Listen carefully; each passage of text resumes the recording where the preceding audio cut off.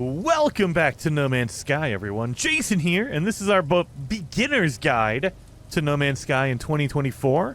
In the last episode, we did all our base building introduction, and now it is time to go to the space station and investigate what the heck is going on up there. Well, maybe. I have to... Oh, no, I don't have any fuel. Oh, crap. All right, well, there you go. Lesson number 1. Make sure you have fuel in your ship when you try to take off. If you don't have it, believe me, I do this all the time.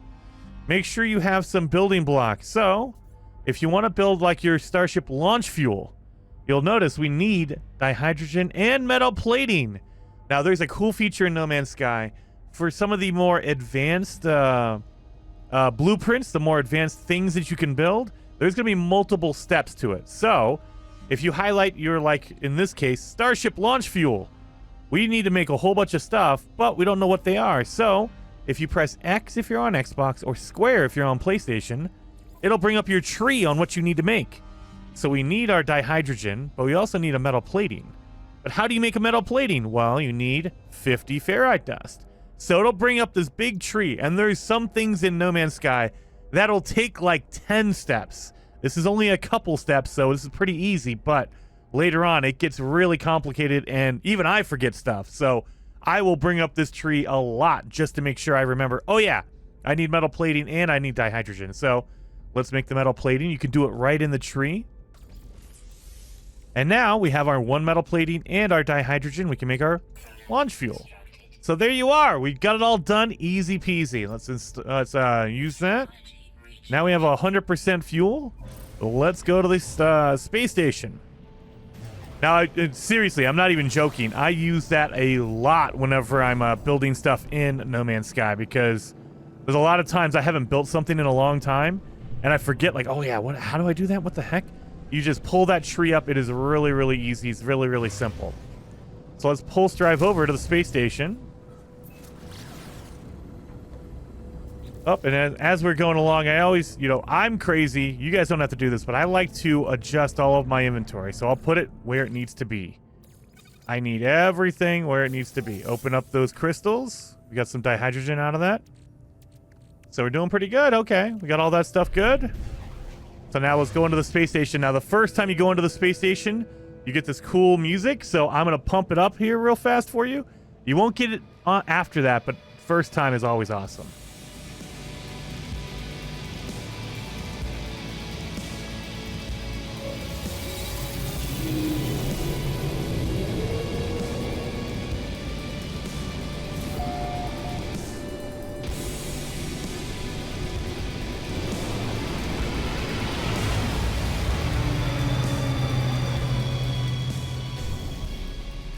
All right, and because we're on a mission, I would warn you right now, we need to talk to different aliens. And so, depending on the aliens we talk to, it's gonna either complete or not complete the mission. I will give you a heads up.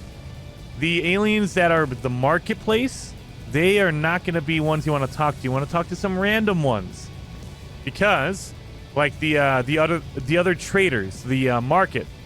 They don't care about your mission. They don't want to hear about it. They just want to sell you stuff. So find some random aliens over here on this side of the space station and just kind of talk to them. And they talk in a whole different language. I don't even know how to speak that language. The alien, large and intimidating, seems to be attempting to be friendly. Perhaps they know the one who came before me. So let's ask about the other travelers. The alien draws back, startled. They look at their face. The look on their face tells me our conversation is over. So I was like, nope, don't want to talk to you. All right, fine. Let's find another one over here.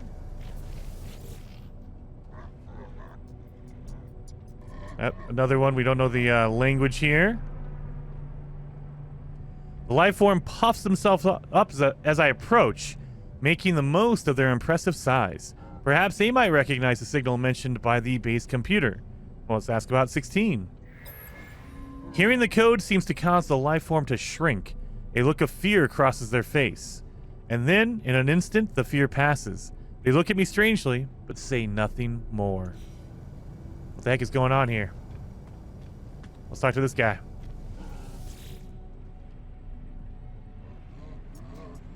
Again, don't know the language here.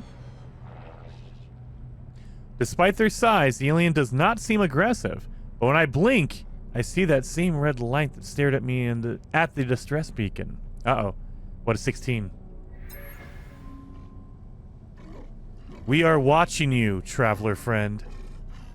Find what we have left you. Though the alien speaks, the words are not their own. A string of code is echoed back to me through the red glare, logged directly into my exosuit. The crimson light fades away, and I see the life form glaring at me. Whatever has happened, they do not appear to have witnessed it, so they don't even know what the heck happened. I should leave. Perhaps my base computer will be able to make something of this code. Yeah, let's get the heck out of here. Now that we've been to the space station, look around here. We have all the markets here. So, as you walk around, and this might change in the future, we are expecting a space station overhaul. So, this is going to kind of be like the last showcase of space stations as they are in the beginning of 2024. So, on the, I guess depending on the side you're looking at, if you're facing out on the runway, on the left side, this is like your generalized shopping area. So, let's head over here. This is a trading terminal. If you interact with it, you can buy and sell items from the system.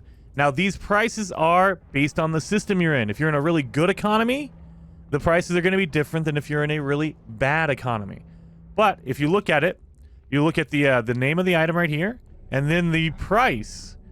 This is a minus 17%, and you see it's in green.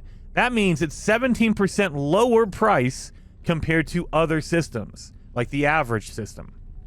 This one, the microprocessor, is at 0, so that is the average. It's not above, it's not below, it's perfectly at the average. And then the wiring loom is plus 35%. That means it's higher. It's 35% higher price compared to other systems.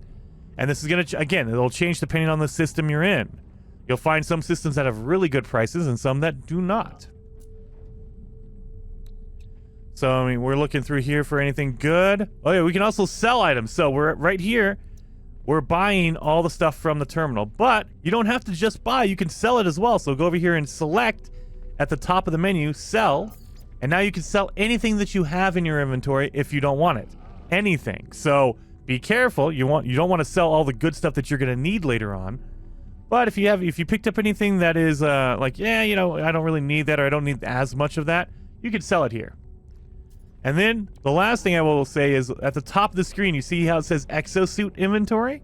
You can switch this. So right now we're looking at our backpack, but if we switch it with X, if you're on Xbox, or square if you're on PlayStation, it'll switch over to our starship. So now anything that we have in our starship, we can sell that as well. So right now all we have in our starship is tritium and a little bit of silver. Not much to sell. So we really don't have anything to sell, like in our inventory. We might, if you wanted to, you could sell salvage data. This is a really good item to sell and get a lot of money for. But we're going to use this at our base because you can also, remember from the last episode, you can use this to unlock blueprints to build things at your base. So I'm going to hold on to mine. So let's get out of here and let's head back to our... Oh, no, actually, before we go, let me show you the other side of the space station. So the other side of the space station over here, this is going to be your upgrade area. So all the nanites that you're collecting, you can spend those. Those are the special currency. So remember, from I think last episode, we have our units, which is our money. We have nanites, which is like the special currency you use for upgrades for the most part. And then you have Quicksilver. This is a rare currency that you earn by doing special missions, and you can only use this at the Quicksilver robot. So you can't really buy anything for Quicksilver other than at the robot. But let's head on over here, and I can show you the upgrade stations. So the first one, it has a weapon on the outside, a multi-tool. This is your multi-tool upgrade center. So you can talk to the alien behind the counter, and he will sell you upgrades. The bulky alien glares as I approach, trying to turn their grimace into a smile, but failing even at this. They seem unhappy with their current position. And then, again, they speak in a language I don't understand yet. However, you can learn words in their language. There's, I think, 1,600 different words, and you can learn one at a time. So it might take you a while to learn all the language of each race, and there's different races. You have, this is a Viking race. You also have the Korvax, which is a robot race, and you have a Gek, which is more like a small lizard race. And then, I mean, there's other races other than that. I don't want to spoil it too much, but there's, there's multiple races that you can learn words for. The life form appears to be selling installable multi-tool upgrades in the exchange for nanite clusters. So let's see what they have. And this is just like over at the trading terminal. These prices are fixed, but the items they sell are going to be different depending on the system you're in. Like, for instance, if you're in a mining economy, it's going to have different upgrades versus a science economy or a trader-based economy. All of these upgrades are going to be randomized, so you won't see the same upgrades at each system. And you'll notice they are leveled. So we have a C level upgrade, which is the lowest tier, the bottom tier upgrade. It's an upgrade, but it's barely an upgrade. And then you have a B class upgrade, which is good. It's a decent upgrade, but it's going to cost a little bit more. Then you have an A class upgrade, which is really, really good. It's going to cost even more than that. You'll notice it jumps from 80 to 169 up to a 400 for an A class. And then you have S class, which is the best upgrade you can get. Now, I say that with an asterisk because there is another upgrade we'll get later on, but that comes much later. But that one is a random. It could be really good, but it also could be really bad. The S class is always going to be very, very good. So you cannot go wrong with an S class upgrade, and that's what I usually focus on. If you're going to buy an upgrade, you might as well buy the best because you can only have 3 installed upgrades per technology. So if I want to buy a scanner module, a scanner upgrade for my scanner on my multi-tool, you can only have 3 bought upgrades. So if you only have 3, you might as well get the best of the best, right? You don't want to have 2 B class and 1 S class because you only have 3, right? So just try to focus on whatever you want. I mean, sometimes you got to do what you got to do, but I would say save up your nanites and get the best of the best. You're going to get nanites really, really quickly. So that's our multi-tool right here, upgrade center, but we also have our multi-tool upgrade station. So if you want to upgrade your multi-tool, like if you have a really cool one you like the look of it and everything like that, you can actually improve it and augment technology slots or improve your multi-tool class. This is all going to cost. So you can purchase slots for your multi-tool so you can expand the inventory for your multi-tool and add in more technology, more upgrades. Or you can upgrade the class. The class of your multi-tool is actually going to affect the damage, the range of your skins, all that kind of stuff. Better the class, the more range, the more damage it can possibly do. So you definitely want to focus in on that if you have a low class multi-tool. And then they also have a box here that they'll sell a random multi-tool to you. And again, it's randomized, so sometimes it's good, sometimes it's bad. This is a pretty good one. It's an A class. So this A class will have more scanner range and more damage compared to mine, but let's see it. And you can see, yeah, at the top of the screen, my damage potential for my multi-tool is 333. The one for the damage for the A class is 378. And it goes up from there. So that's just like the starting up, stats. As you put more upgrades, as you put more weapons, it'll actually go up and up and up. So that's why you want to start, want to go with an A class or some kind of a really good multi-tool level to begin with, and then add more upgrades to it. I can't afford it because I don't have any money, but that's okay. We'll come back later when we get some money. And then we have the ship upgrade center. So this is where you can buy your upgrades for your ship. There's no way to modify your ships yet, so you cannot add any oh, no, I take it back.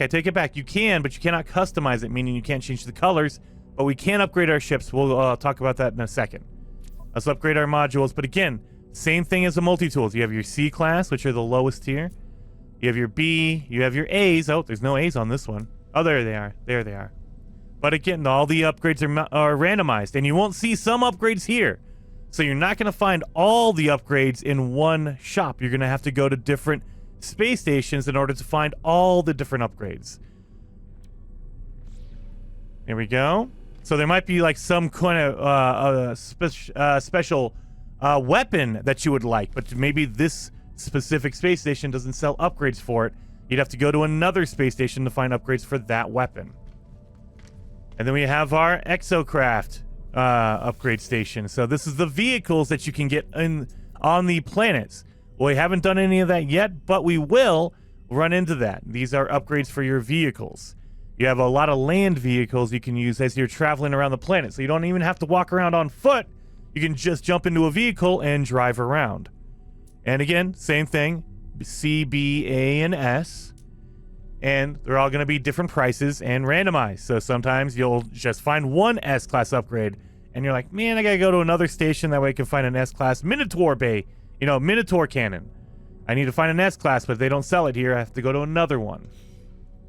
And then lastly, they have the Exosuit Upgrades. You can also expand out your inventory for money right here. You can only do it once per station. So, pop in here whenever you see one, pop in here. It's going to cost you money. So you can do either your backpack or your technology area. If you need to put more technology upgrades in your suit, you can buy that slot up here. Or if you want more cargo for your backpack, you can buy it down there. Either way, it's going to cost you money. The first one is free, of course. They want you to get in here for free, but as you upgrade, it will get more and more expensive. Each upgrade will cost you a little bit more, to the point where you're going to be spending hundreds of thousands to upgrade your inventory. So be careful about upgrading. First one's free, so we'll take it. Now let's talk to the upgrade guy. This is going to be one you want to focus on in the beginning, the Exosuit Upgrades, because they will sell you jetpack upgrades. They will sell you hazard protection upgrades. They will sell you life support upgrades, that kind of stuff. Shield upgrades. All kinds of good stuff you're probably going to want to have in the beginning. So let's see what he has. He has life support B.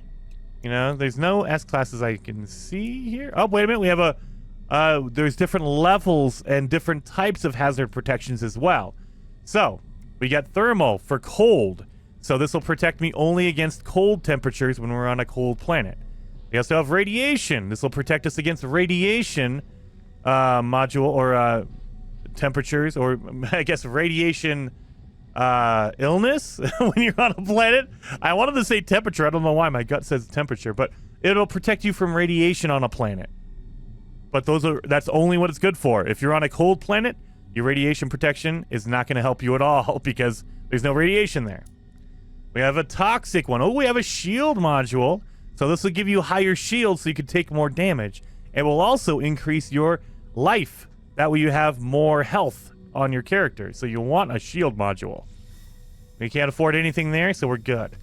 Then we have an appearance modifier. This is where you can customize your character and make it look however you'd like. So you can choose your different race. If you want to be a Gek, you want to be a Traveler, there you are. You want to be a Korvax, there you are. A Viking, there you are. So there's all kinds of different ways, and then they randomize it. So you can go to presets if you'd like. There you go. So these are all the different presets you start out with, but you don't have to keep that one. So you can just go to body shape. You can make yourself a little skinnier, a little short, fat, medium sized, tall, whatever you want. And then you go to head. You have different helmets, and you can unlock more as you progress in the game. You'll get different helmets you can put on. But remember, these helmets are going to be for each individual alien race. So if you're a Gek, you're going to get different helmets compared to, like, if you're an Anomaly, for instance. So if I change my race to Gek, yes, and then go to head, you'll notice I don't have as many options on the head because, you have to worry about it's a Gek head. So you can choose the different heads here. But if I go back to the Anomaly, now let's go to number 1, go to head, and look at all these different heads you can get. So there you are. And then you can change the colors. You can also change the markings. So the paint job you have on your helmet, there you are. Which is pretty awesome. I like it. But you know me, purple is the best. So we're going to go purple. All purple and then kind of blue. There you are. Ooh, look at that. That's actually pretty good. I like that. Purple and blue. And then torso. This is going to be your shirt, basically. You can change it. Different kind of shirts. And then, again, change your colors. Whatever you want. And you can just sit here. I could sit here forever and kind of go through all the different customization options that you get. There you are. And then we have armor. That's your chest piece. And you see we have different kinds here. Oh, and then we have locked pieces. So we can't get any of those, but we'll get there. We'll get there. As we're playing through the game, we'll unlock some more. And there we'll go purple. And then you have gloves. Everything. It's really, really cool. I wish that they would use this kind of a setup for all the stuff you can do in the game. Meaning, use this for your ships. Use this for your freighters. All kinds of stuff. Your exocraft on the planet. When you do this, you can do that. You can do something similar to this. But I like how it zooms out, zooms in, and you can see what piece you're customizing. Very, very cool. So we're gonna go purple again. And then boots. I mean, you can change a lot of different stuff. I go with the generic. My character is always purple and blue because I think that's the best. Now here we're getting to some good stuff here. Backpack.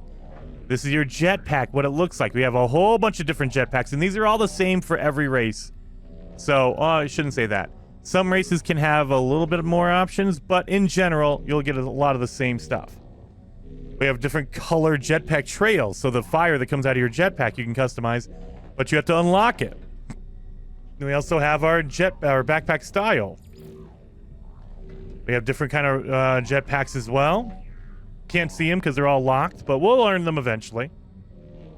And then you also have capes.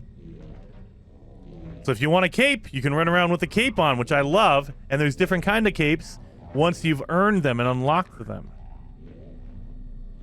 So I like the head or the cape. So we're gonna do that. We'll do stripes for my markings. And again, purple and blue. There we are. And lastly, you have your banner. This is where you can see other people who, if you're playing in multiplayer, they will see your badge, your banner. So you can choose the different colors. You can choose a title. As you progress through the game, you'll get different titles for completing certain objectives. So I can be the Hand of the Viking, or I can, I can choose a whole bunch of them. And there's tons and tons of different titles you can earn as you play the game. So we're gonna do Jason Plays Starborn. We're gonna do that just for the Omega Expedition. If you've played it, you know, but if you haven't, go play the Omega Expedition. Anyway, or if you're watching this later on, you're gonna miss out. Sorry. These are time-limited things. Then you also have your different pictures you can put on your banner as well. And of course, you can get more as you go. But we're gonna start with the where's my Gek? There you go. Gek is my favorite. And of course, purple. And you know what? We're gonna do purple and blue. Dark purple. There you go. And there you go. And so the other thing I would say is go back up here to race, and then you can save a preset. You have 3 different presets. So if I want to save the character as it is now, save it to number 1. No, come on, save it. There you go. Boom, save it. So now, anytime I change my character in the future, I can always come back. If I select number 1, it'll make this character. It'll make this character up, which is awesome. And then we're gonna leave. Yes. So now we have our cool flowing cape, which I love. And now we have the ship upgrade station. So you can't customize it, meaning you can't change the color or the wings or anything like that, but you can upgrade it right here. So if we upgrade our starship, just like the multi-tool station, you can apply an augmentation, which is like a free upgrade, but you have to earn it. It's a special item you can earn in the game. Or you can just buy it. It's going to cost 7 million, which is a lot of money. So we're going to have to save up some money. Or if you want to upgrade the class, again, from a C to a B to an A, it'll cost you 10,000 to go from a C to a B, 25,000 from a B to an A, and then 50,000 from an A to an S. So it can get really, really expensive. We're going to have to come back and upgrade our our ship when we get that done. So that is the space station. Let's head back to our base. So another cool feature on all space stations is a teleporter. You can use this to teleport back to any base or any other space station you visited. We haven't gone anywhere yet, so it's going to be very limited. But we have our base, so there we are. We can go right back to our base. And once we get back to our base, we can teleport right back to the space station. You can always go back to a space station as long as you put your feet on the ground. You have to land on it. As soon as your feet touch the ground, you can come right back to the space station. Let's head back down there. And we'll continue on with the story. Now that we've visited the space station, and we've gotten a little bit of the story for the number 16, we're kind of asking questions, and people are freaking out. All the aliens are like, what the heck is going on? Now let's see what's going on over here. Once we get back to our base, the base computer should wake up. Where is it at? There it is. Archives terminated. Select a new task? Yeah, let's select a new task. Decoding. 16. 16. 16. Message follows. The traveler finds their wings. Fly to us and claim your place among the stars. So we need to go and get the heck out of here. What's going on? Signal acquired. Life sign detected, huh? Well, let's go fly over to what the heck is going on over there. So anytime you teleport, your ship will go wherever you are. So you don't have to worry about calling in your ship or anything like that. You will automatically be placed wherever you teleport to. And we have an encoded signal over here. What is going on? If you fly outside of the atmosphere, you can fly a lot faster. That's why you'll see me a lot of times I'll go above. And then, yeah, see, look how fast. We were like a minute away. Now we're like, what, 8 seconds. So definitely the higher you go, and especially if you're outside the atmosphere, there's no wind resistance. You can fly a heck of a lot faster. So let's land down here. Oh, and we're going to do a scan before we land. Oh, I don't see anything. So now we're just going to look around for that. So this is a target sweeper. Remember, I mentioned that in the first episode. I hate the target sweeper. It'll mark the general location, but if you can see a building, this is probably most likely going to be the location we need to go to. It's the only building around the marker, so of course this is probably it. Let's land and see. Once you land, you can pull up your visor and look around, and it should mark the location you need to go to. And yep, there he goes right there. Now, if you don't land at the right location, don't worry about it. Like, sometimes there's multiple buildings because they're all randomly generated. All you have to do is pull out your visor, and it'll go into target sweep mode, and boom, target in range. It'll tell you exactly where to go. So let's see what the heck is going on in this. Log damaged. Partial records available. The signal has led me to the wreckage of a freighter. Colossal fragments of metal scattered across the landscape. Were these messages nothing but the misfiring circuits of a long-forgotten ruin? Nestled among the debris, I find the pilot's log, blinking, awaiting input. Well, let's see what's going on. Instead of displaying the ship's log, the terminal spits out a strange sequence of numbers. They are followed by a short message. The anomaly comes for the stars. Take flight. A schematic for a hyperdrive is attached to the end of the message. Well, yeah, let's take the blueprint. I pull the blueprint from the computer, but this hyperdrive blueprint is for a conventional starship, not for a freighter of this size. Someone placed this here after the crash, hoping it would be found. So yeah, we got a hyperdrive for our ship. But what we need chromatic metal, which we have 125 of. We're good. But we need microprocessors. We're gonna need to do that. So in order to buy microprocessors, because we have to buy it at the space station, we're gonna need money before we do that. This is a great time to find some money. So in the wreckage of your of a freighter, there's gonna be random items that you can sell for money. So pull up your visor and look around, and you'll notice there's a cargo pod.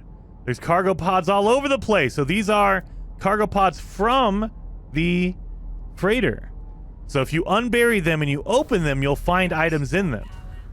So let's head on over to this first one. And in general, they'll always be in the same location. So once you kind of figure out where they are in a freighter, you'll know where they are most of the time. Let's break open that door. And now, cargo pod. Open this thing up. And then there's going to be trash in here. Again, you can pick this up if you want to, but you really don't need it. It's trash. It's called junk for a reason. So I get rid of it. And then when you open it, oh, we just popped over some money. Oh, and there's radiation leaking out of it. Get out of there. Get out of there. Extreme subterranean radiation detected. So they're full of radiation when you open the container. You're going to have to get out of that room. That way you don't die from radiation poisoning. We don't have any radiation protection, so we're kind of screwed. And again, pull up your visor and look around. There's going to be multiple different cargo pods. We got cash out of that one. But most of the time, you'll run into different items. So let's break open the door. And remember, there's going to be radiation that leaks out of here, so let's trash it. Actually, you know what? We'll keep the viscous fluids. But we'll trash the living slime. And we got launch fuel. So we got fuel for our ship right there. And then we have one down here. You'll see right there, cargo drop pod. But it's underground, so we're going to need to uncover it by using our terrain manipulator. Again, make sure you're pressing Y if you're on Xbox or triangle if you're on PlayStation to switch your different modes on your multi-tool. We'll clear it up. That way we can get to the door and open this up. We'll take the viscous fluids and get rid of the living slime. And we got, what do we get? We got more launch fuel out of that one. Okay, I'm feeling kind of screwed over. You should be giving me a whole bunch of items. That way I can sell it, make some money, dang it. That's all right, we'll open this one. This one's going to be underground, and it's locked away. We're going to have to blow open a door to get in there as well. So let's see, where's the door at? We got to unlock this door. Oh, there it is. We're uncovering it. Damaged door, we'll clear that out. And we're just basically uncovering all these, the freighter stuff here. Boom, boom, boom. Cargo pod, open this up. Crack it open. Viscous fluids we'll keep. And we got antimatter. Okay, that's useful. So look around some more. I'm not seeing anything really. Oh, there's another cargo pod over there. So let's unbury that one. Oh, it's almost on. It's on the outside. Okay. Oh god, I fell through the crack. Dang it.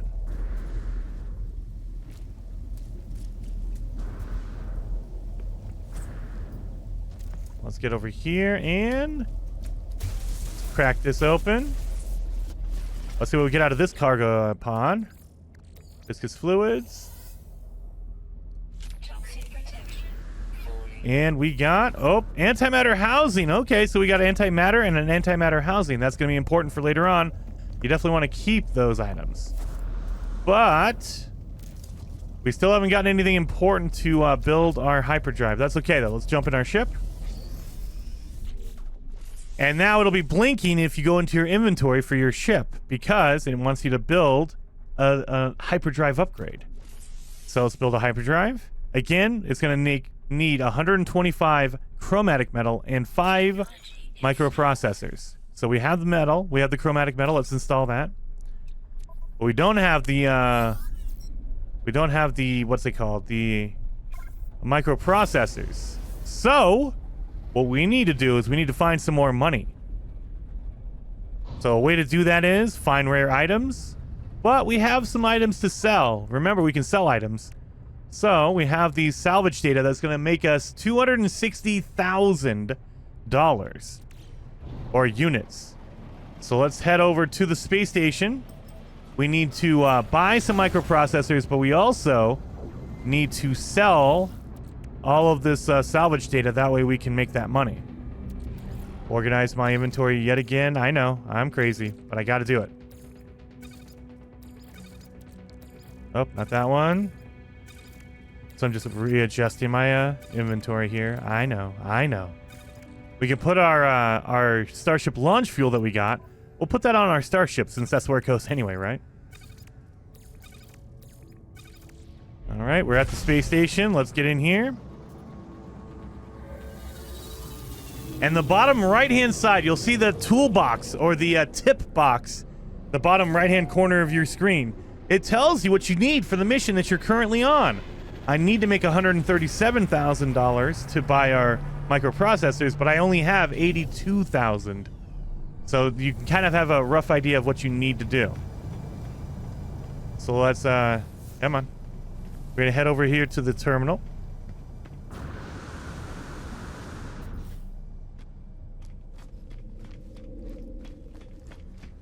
And we are going to sell.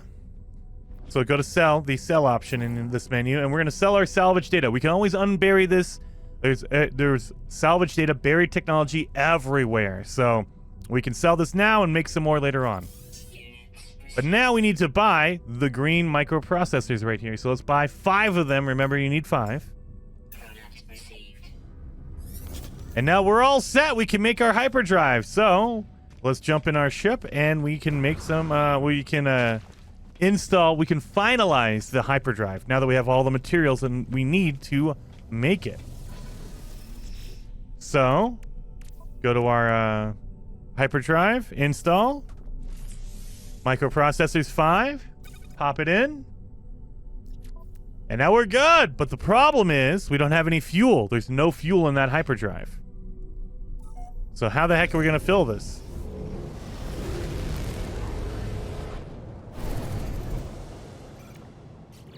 So, oh, it's taking a second to register. Give us a second. There it goes. Give it a minute. You know, the game has to realize, oh yeah, you've made your hyperdrive, you're good. So now what are we doing here? Wait around for a second.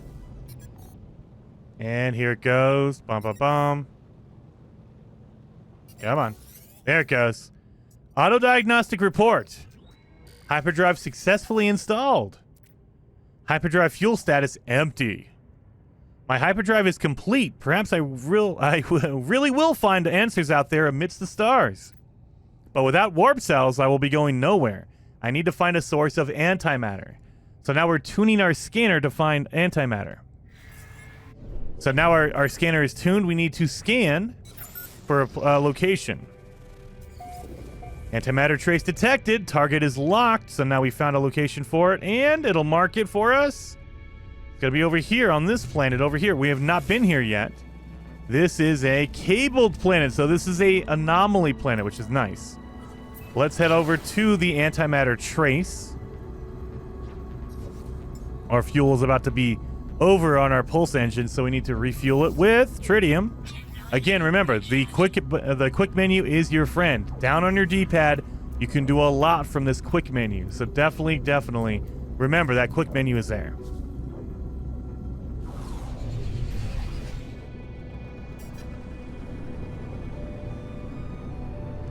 So we're gonna land, but again, let's do a scan real fast. We're looking for different buildings around. Because it's a target sweeper, it's only going to mark the general location. And look, there's a building right below me. Let's land at this building right here. This is most likely the building we need to go to. But again, you never know. Landing.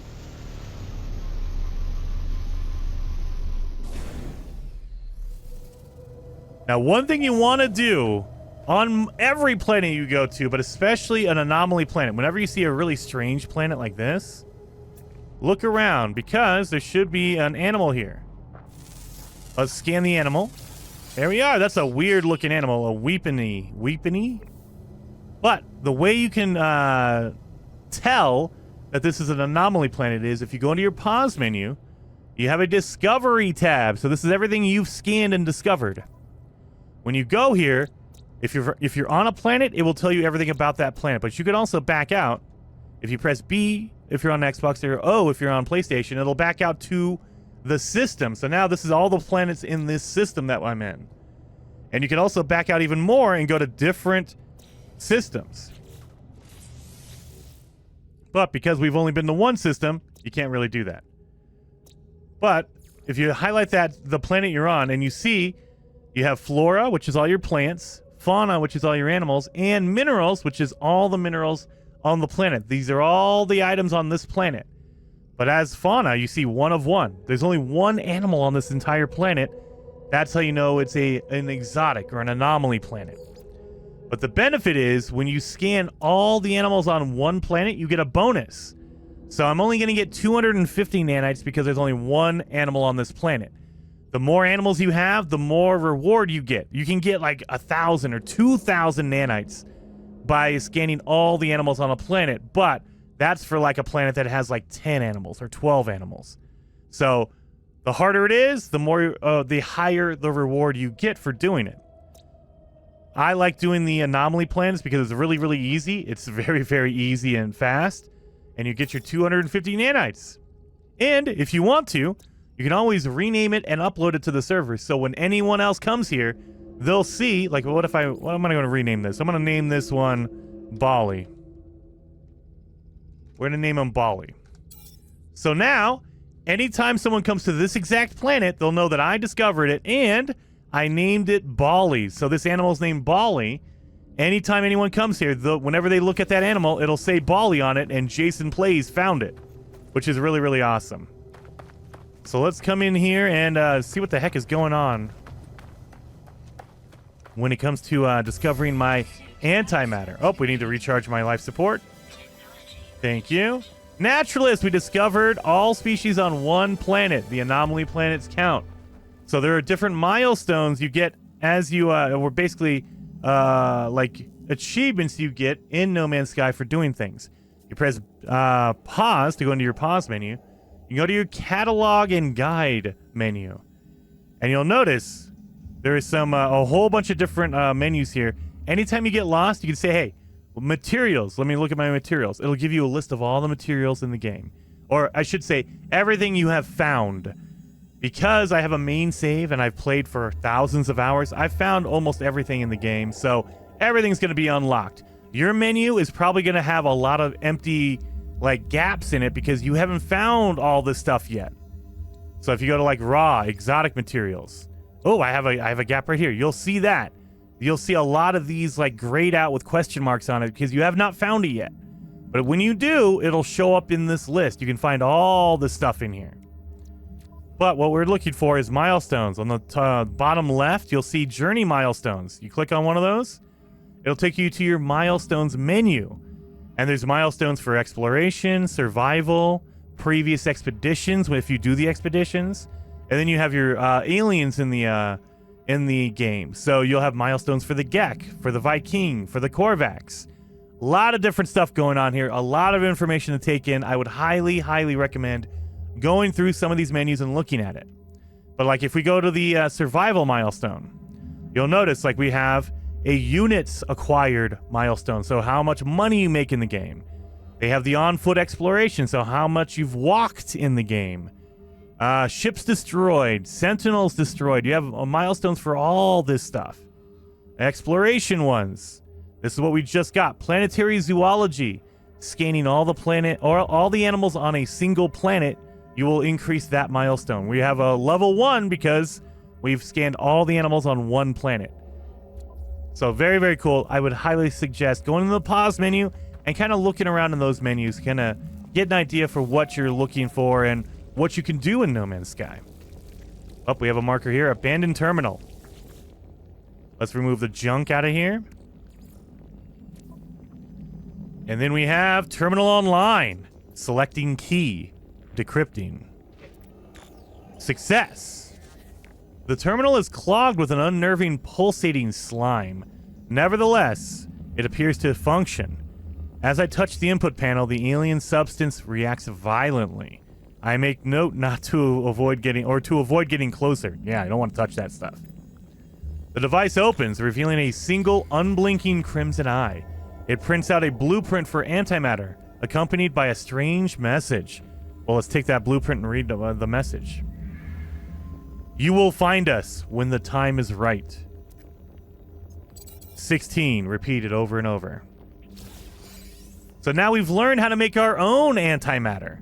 So now we know how to make antimatter. We know how to make antimatter housings so we can make fuel for our ship. Where's our ship at? So look around. We'll look for the menu here. Oh, look at that. So, just like with the when we were trying to make the launch fuel for our ship. Let's get in our ship real fast. If you need to, go into your menu, and you see warp cell. Press X if you're on Xbox or square if you're on PlayStation to get the tree. And so we need to make antimatter, and we need to make antimatter housing. You put those together, it makes a warp cell. So let's make more of these. 2, 2, 3, 3. So we can make 3 of them. So now we need to make just 3. Boom.